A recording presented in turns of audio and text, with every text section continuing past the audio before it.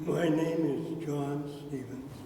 That's John, middle initial R, Stevens. What is your birthday? 4/22/21. 21? 21. What does that make your age now? 95. 95-year-old? What is your secret to make it so? Exercise. Diet and exercise. What do you eat? Very little meat. Oh, so you don't eat much, Don't eat much. and that is your secret. Okay, I don't think I can follow that. Where were you born? I was born in Butte, Montana. Where? Butte, B-U-T-T-E. Montana. And tell me about your family when you were growing up, parents and your siblings.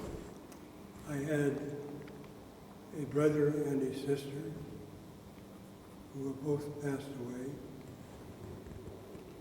I was born, as you know, in 1921, so I was a youngster at the time of the Great Depression. You were 8 years old during the Depression. Yeah. So, and my father worked for the Chicago-Milwaukee Railroad as a car inspector. When the Great Depression hit in 1930, he was laid off, as well as many other people, and we went through the Depression years. So must be very difficult for you to live around that time, right? It wasn't easy. However, we survived. Mm-hmm. And in 1936, the U.S. government started a program for young men to take them off the street and to provide their families with a little money.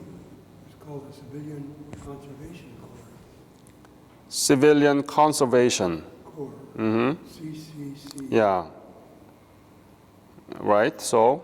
So I enrolled in the CCCs in 1936 or 37 and spent 2 years there. It was a good 2 years. I was paid $30 a month, room and board, and $25 of the $30 was sent to my family. So I had $5 a month for spending money. With $1 at the time, what could you buy? Things like milk, or tell me, give me some idea of the worth of $1 at the time. Well, milk would be 10 cents a bottle. Cigarettes would be 10 cents a bottle. Mm-hmm. A bag of Bullterm, which was mostly used, 5 cents. How much did you pay for the breakfast? I mean, if you have to buy it at the restaurant.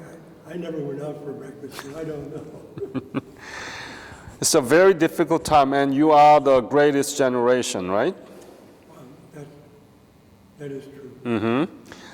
What about the school?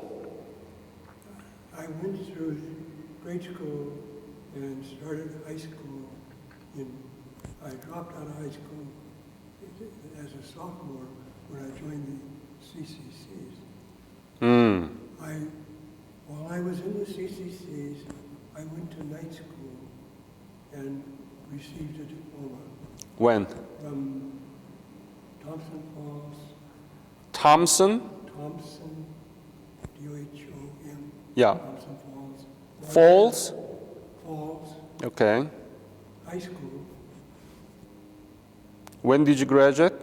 In 1938. My memory's not that.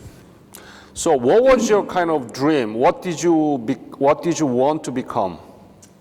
I really wanted to become a geologist. Geologist, why? I was always interested in rocks and rock formations. Montana is rich in that kind of thing. You can find sapphires lying on the ground around Butte. 1938, when you graduated, did you know anything about Korea? No, You didn't know my great nation? nothing. Come on. No, You didn't know anything. They didn't teach anything. Okay. taught very little about Asia, or any part of Asia. What did you know about Asia? At that time, Yeah. not much more than Marco Polo's tales. Really, How about Japan? same thing. So 1938, it was before the war, so yeah. Okay. In 1939, 1940, we started learning more about what's going on in Asia, particularly Japan. And Japan attacked Hawaii in 1941, Japan attacked Pearl Harbor. Pearl Harbor, December the 7th. And when I came out of the CCCs in either late 38 or early 39, my mother had saved all the money that I had sent home. And I wanted to go to college at high school diploma.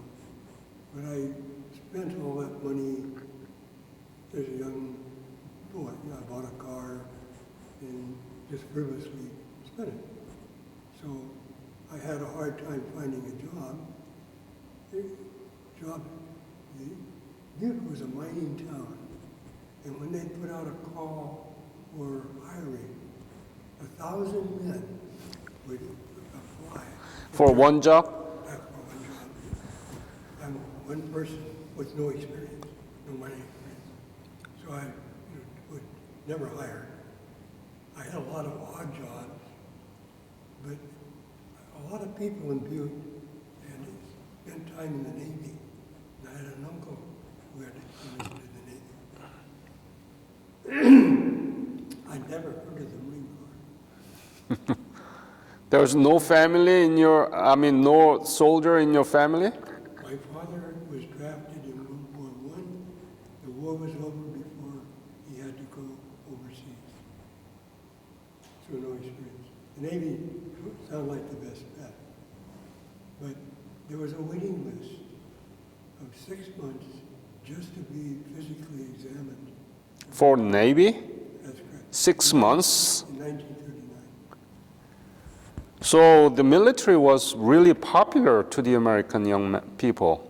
Well, it was an alternative. It was a job. But it was very, for example, the Marine Corps only had 17,000 total people in 1939. But in any event, I applied for the Navy in early 39.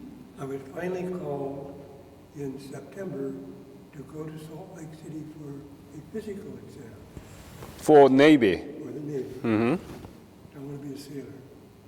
I didn't know about the Marine Corps. I stayed up all night in the train going down to Salt Lake, and when I had my physical, I failed the eye examination. So I'm on my way back to Butte as a reject. I was going out the door, a man in a bright blue uniform, red striped pants, grabbed me by the arm and said, "Look, Come to Marine. there's a Marine, a recruiting sergeant, and he must have just lost somebody." What was your MOS? Well, in boot camp, they screened you for physical things and for mental things. The people who had high mental tests were screened in for communications. If you took a tone test, if you passed the tone test, you became a radio operator, was sent to radio school. If you didn't pass the tone test, I was tone deaf, then you went to telephone school. So I was assigned to telephone school. What do they teach? They teach you basic electrical theory, at that time electrical, not electronic. They teach you how to do splices of wire, how to lay wire, how to operate phones and switchboards, how to lay and install switchboards. At that time, the Marine Corps had very little radio equipment. Things were either done by semaphore, signaling, or by Morse code, or by telephone. So you learn how to do Morse code? Not at that time.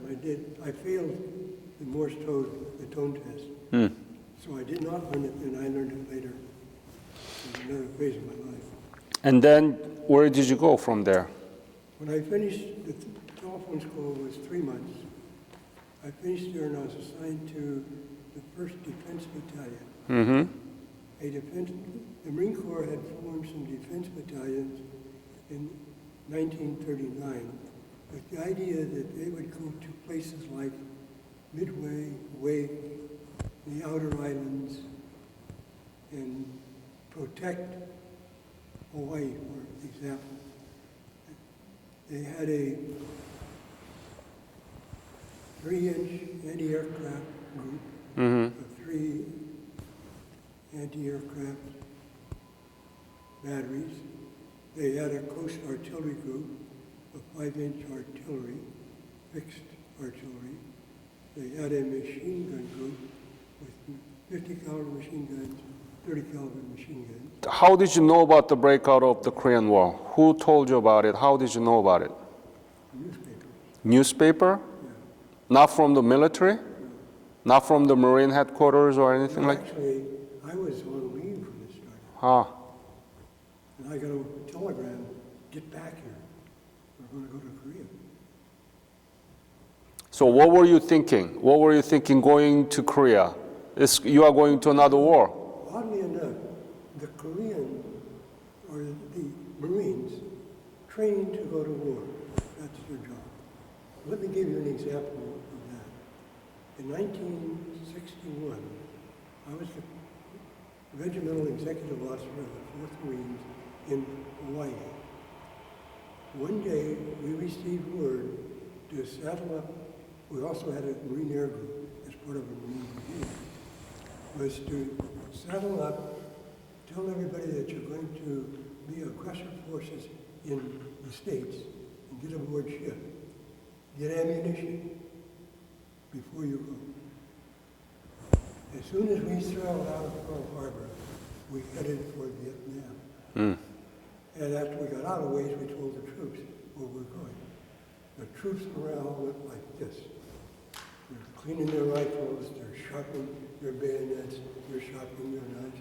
They're going to do what they're trained to do. They're going to fight. A day out in Vietnam, they decided we're not going to do that. Morale went like this. It's a different breed. Different breed. But going back to your question about leaving for Korea, on the 13th of July, we boarded ship in San Diego and left for Korea. We landed in Busan on 2 August, 1950. Fear was in the air. You could almost sense it. We were greeted by a band. We offloaded. The next day, we were out in the field.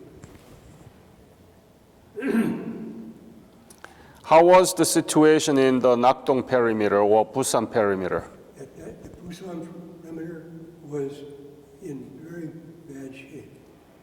The first,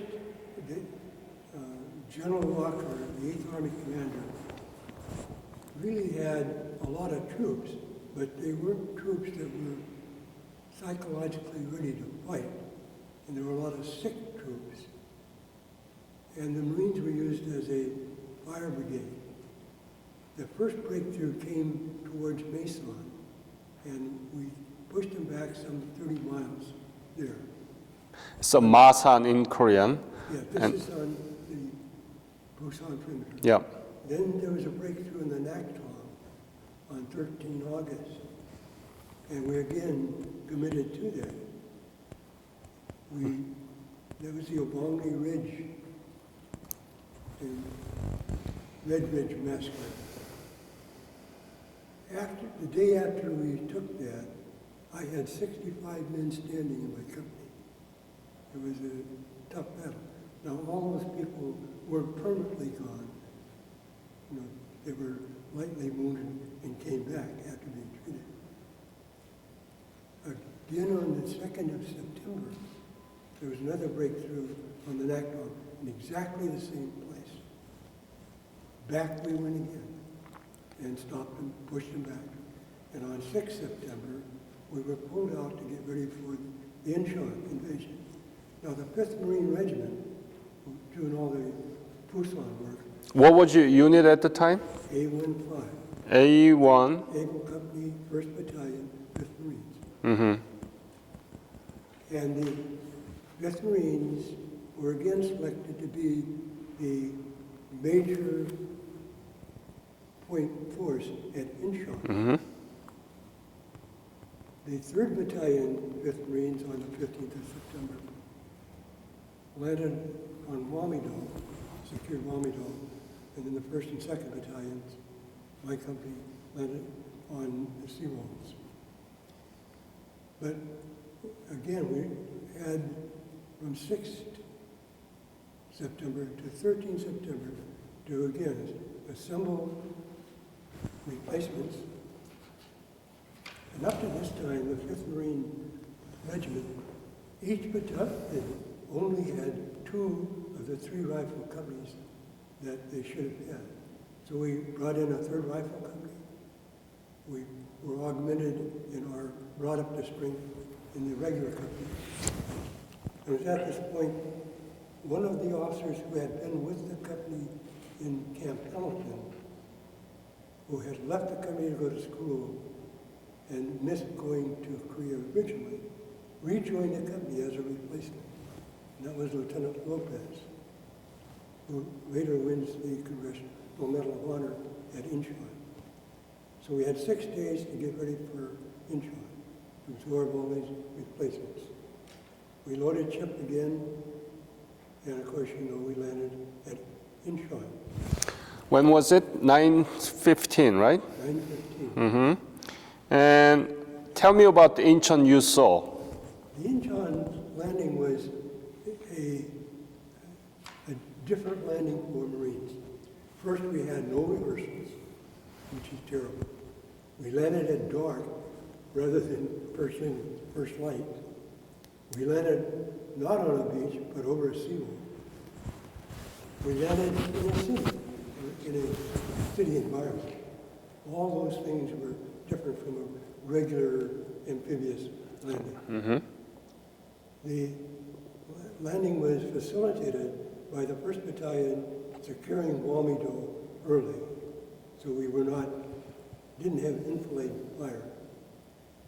However, where my company landed, it was in front of a high promontory that really dominated Red Beach.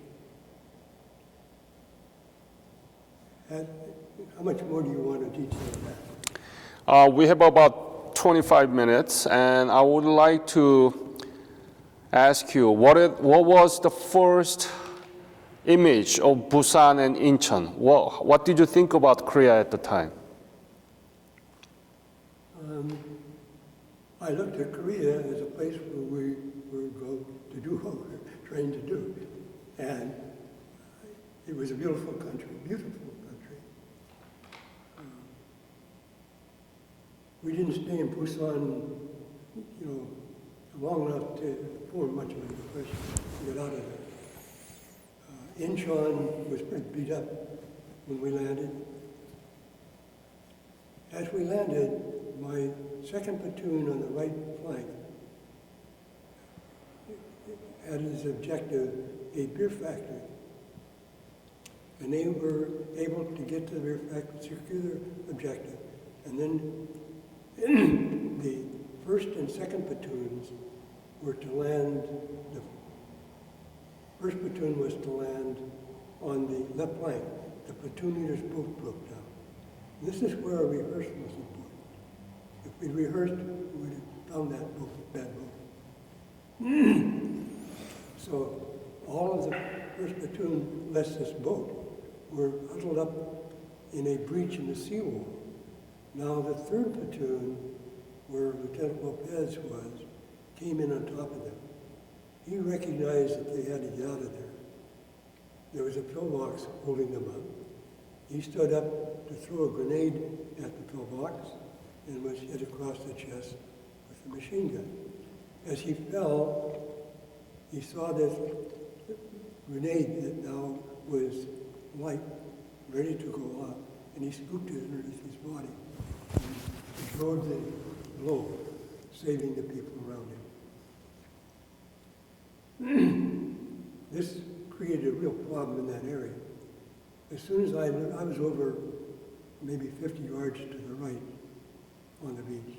And as soon as I learned what had happened, I sent the executive officer over there to take charge of that area. In the meantime, I'm calling Lieutenant Lopez, Lieutenant Metzel, second, who had the second platoon, who had captured their objective to come back and help us.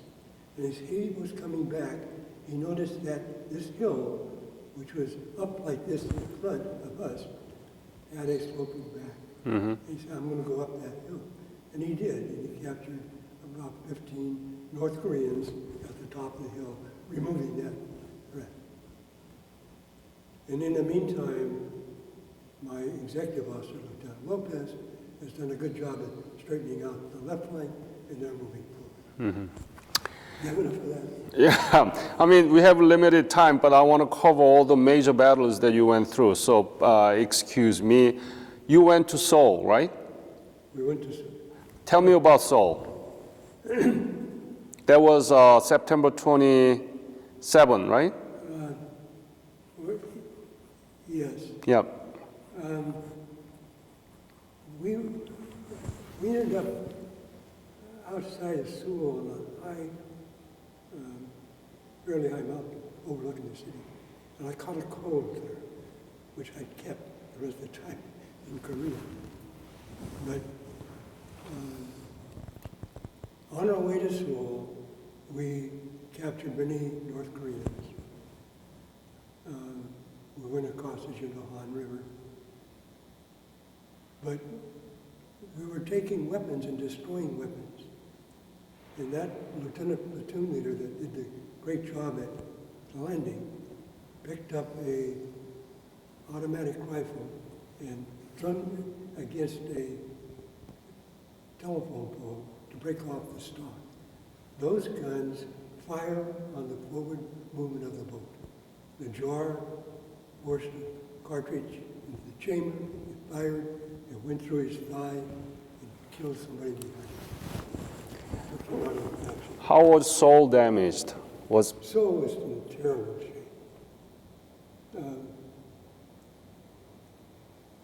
We fought our way through there. We weren't there too long.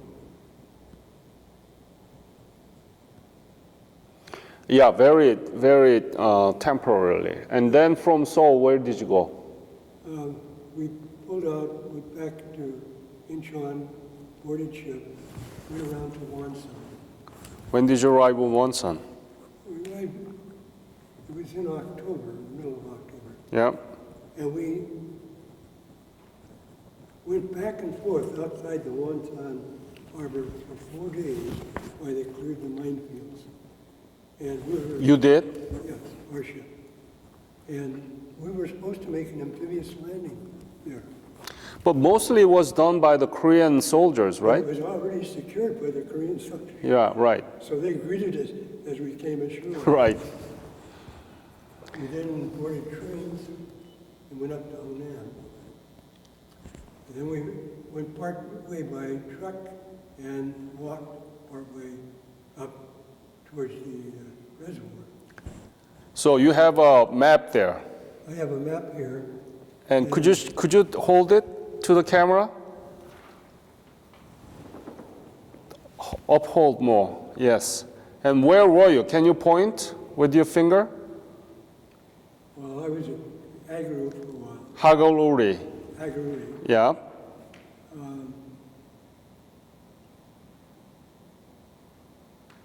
I made a company-sized patrol out of there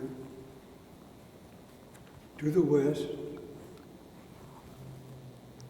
in mid-October, and I captured 2 Chinese on that patrol. And I sent them back to battalion. We sent them back to regiment, sent them back to division. And MacArthur refused to believe the Chinese were in Korea. So tell me about that part, because I think that is one of the most critical time during the Korean War, that MacArthur and General Willoughby, who was intelligence, didn't really want to recognize it intentionally. Can I say that? Please. I think so. I think that they disregarded information coming from the field. Why? Because of their personalities. They wanted to believe that everything was good and that they were winning, they were going to win. MacArthur was, I think, an egomaniac, and the Marines do not think highly of him. One of the main reasons that he and his subject didn't want to recognize the Chinese intervention is because they will collide with the President Truman. President Truman didn't want to have any intervention from China. He didn't want to have any war with China. As soon as he knows that Chinese are there, then he would have been, ordered MacArthur not to do anything. And there was 7th Corps, right? 10th Corps. Yeah, General Almond. Yeah. He's another MacArthur type. I remember when we were going into Seoul, we hadn't crossed the Han River yet. MacArthur made a visit. And I was told to select somebody for the Silver Star. Send him over, to where MacArthur was. To receive the emperor. Yeah, Okay. yeah. And I did. And any episode?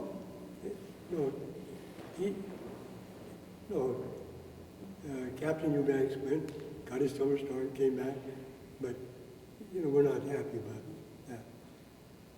So tell me about this Changchun Reservoir battle. Tell me details as much as possible. I left there just before Thanksgiving. So when I left there, we thought the war was over. Mm-hmm. And that's what MacArthur told you, right? Right. And there were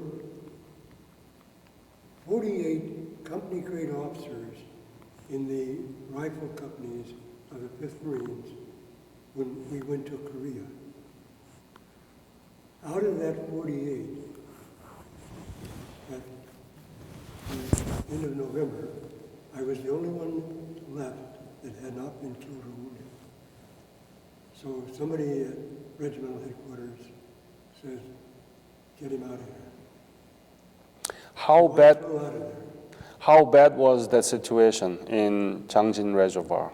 Well, at that time, it wasn't bad at all. But you knew that Chinese were there. Yes. Were you surrounded? You were engaged with them? No, right? It was silent until very end of November. That's right. A couple of days after I left, You were very lucky. I was lucky all the way through. All the way. I was lucky at Pearl Harbor. I was lucky at Midway. I was lucky at Elmira. I was lucky in Okinawa. I was lucky in North China. We went to, after Okinawa in World War II, our unit went to China, and we had guerrilla warfare. Nothing. Nothing. And you were in major battle, Busan perimeter, Incheon landing, Wonsan landing, Jangjin battle, and you are still in one piece. Blessed man. Last man standing. We have a model at the Marines Memorial for the chosen last man. And we have one for the 1st Marine Division last man. I was in the San Diego Changjin reunion, and we did an interview of 60 people. So we have an amazing collection about this. And after that, where did you go? From Changjin, where did you go? Where I go? Yeah. I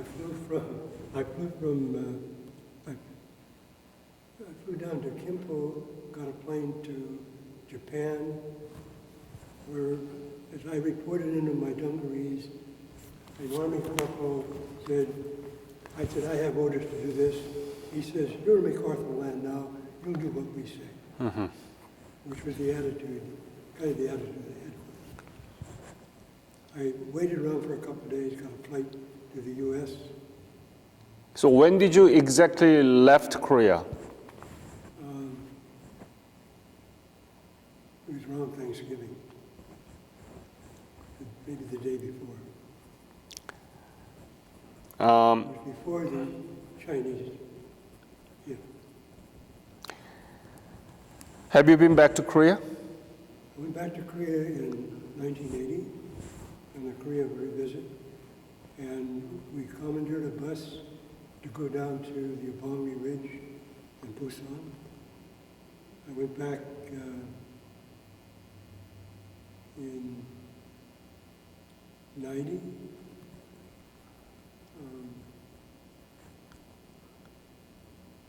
And I guess in 2000.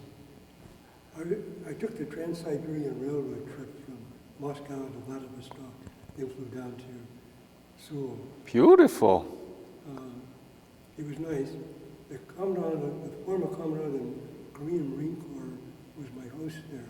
So he, by the way, is a member of the board of directors of the Korean War Memorial Foundation. You have a very unique position to tell me about the changes in Korea. In 1950, you saw the Korea. 1980, you revisited Korea for the first time, right, after the war.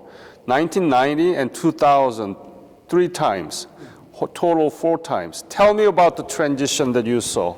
Of course, and one of the things the North Koreans did was to take everything that was movable back to North Korea as they came down.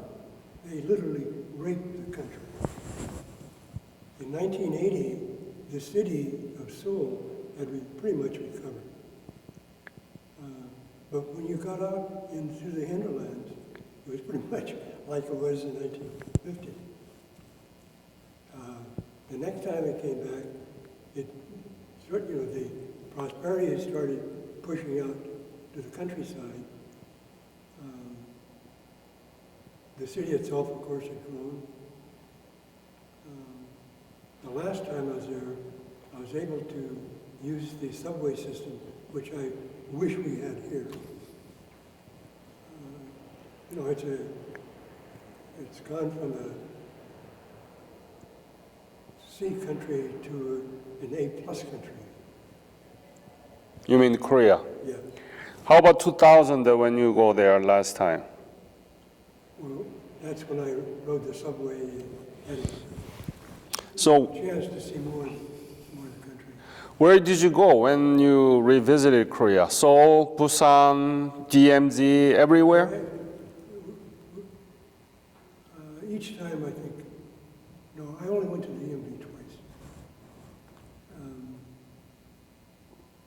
The last time I was there, I was pretty much on my own. The other times I was with a trip. You didn't know anything about Korea. Now you've been there 4 times. You saw all these changes. What do you think about this whole thing? You never imagined that you're going to end up fighting for Korea, the country that you never knew before. Now you know everything. What is Korea to you? How do you put that into a perspective from rebels to the 11th largest economy in the world? Well, I think that the Korean people are miracle builders. And if you compare what the Korean people have done since 1950 to what other Asian countries countries, there's no comparison. Take the Philippines, who really had a better chance of becoming a powerhouse than Korea, because Korea doesn't have that, much in natural resources. But the Korean people did it. Period. And you should be personally very proud of it. Yes, I am very proud of my country and my people, but we were able to do it because you fought for us and give us chance to rebuild it. And you did it. Yeah, that's one thing that we need to realize. Korean people did it, and we need to be proud of it, and need to be able to present it in a way that all together, all parties that actually did together, That's why we are doing this. The Korean War has been known as Forgotten War. You talk a little bit about the background of it, but you were one of the founder of this Korean War Memorial Foundation in San Francisco, and you erected beautiful monuments in the Golden Gate area. Beautiful location. Yes. And tell me about it. Why did you do it? Tell me about the history, and then what do you think that we have to do to make this unknown part of the Korean War for our younger generations? Well, in 2009, a group of us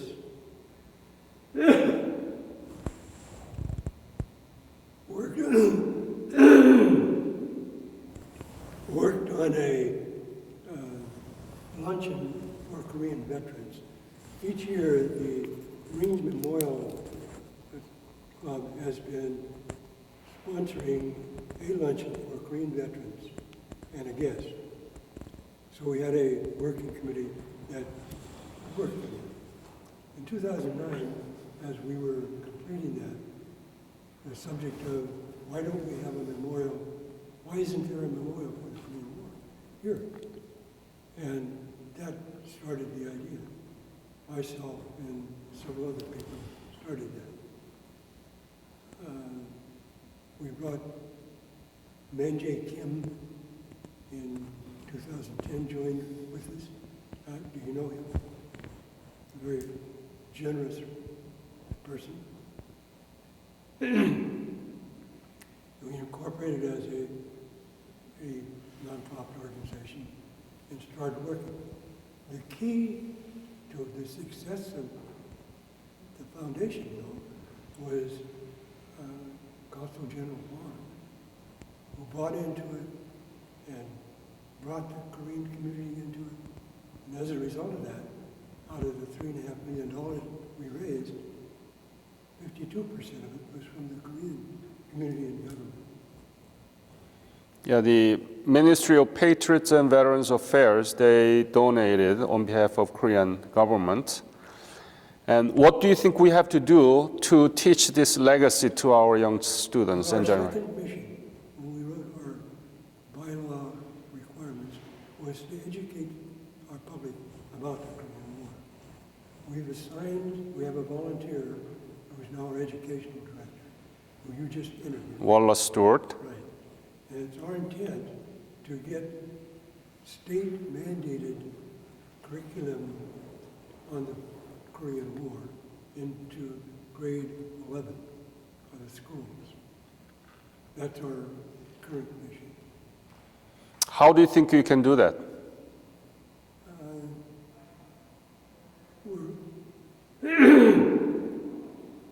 There's a group here, the Battle of Bataan Historical Legacy Group. Do you know them? No.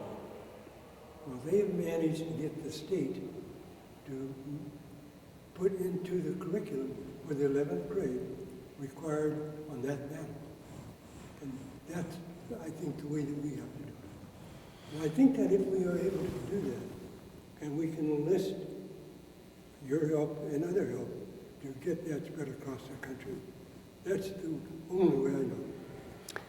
Stuart and you called me to co-host the History Teachers Conference next year in San Francisco, right?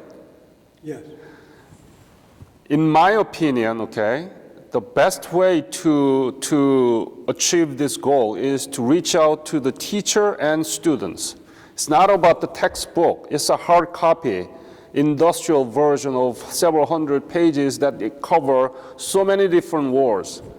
But what really matters is to teach our own teacher because they don't know about it and let them interested in this, the legacy of the Korean War, which is Republic of Korea, the 11th largest economy in the world from the rubble that you saw in 1950, and let them teach these things to our children.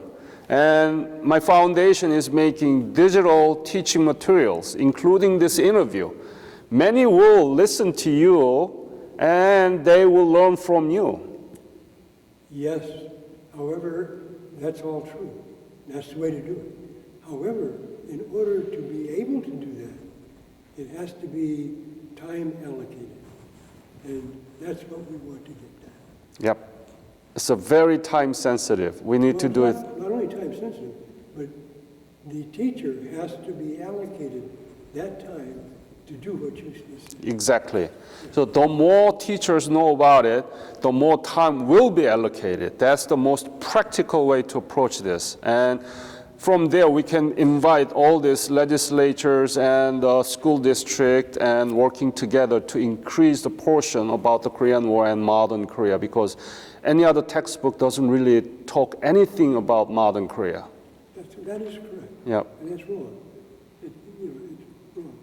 But we need to have somebody in authority saying, you will teach about this. How they teach it, different thing. So let's talk about those over the lunch, okay? How are we going to actually pull this out in California? And once we achieve that goal in California, that will spread to all other states, I'm pretty sure. That's what we want to do. Yep. Excellent. I don't have much time to talk more about the more detail, but what was the most difficult thing during your service in Korean War? The most difficult thing Yep. was writing letters back to the deceased families. As a commander. Yes. Yeah. Do you have that letter? No. You don't have any letter left out of your service? Not just with them, but to your family? No. Were you married at the time? Yes. So how many children did you have at the time? I had 4. Must be very difficult for your wife to raise them.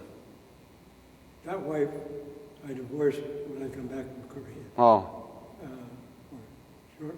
Excuse me, after I came back from World War I.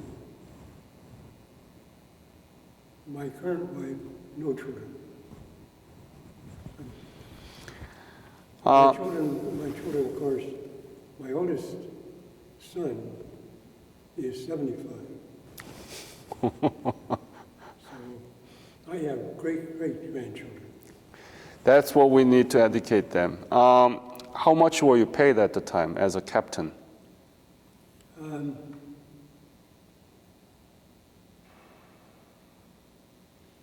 Less than $500 a month. Around 500. Yeah. How about that?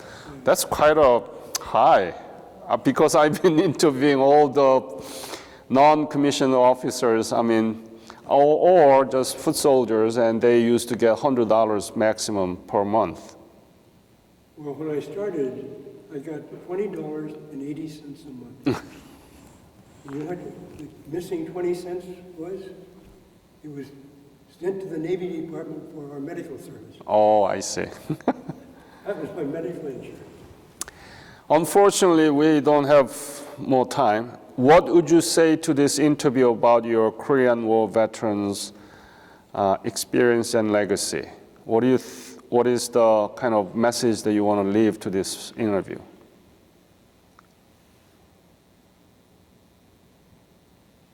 I guess everybody knows that war is really hell on civilians. and we wish no more wars. And the only way you can not have wars is to be strong. Dr. Om, any? John, it's great pleasure to meet you again here in San Francisco. Thank you very much, John. Thank you.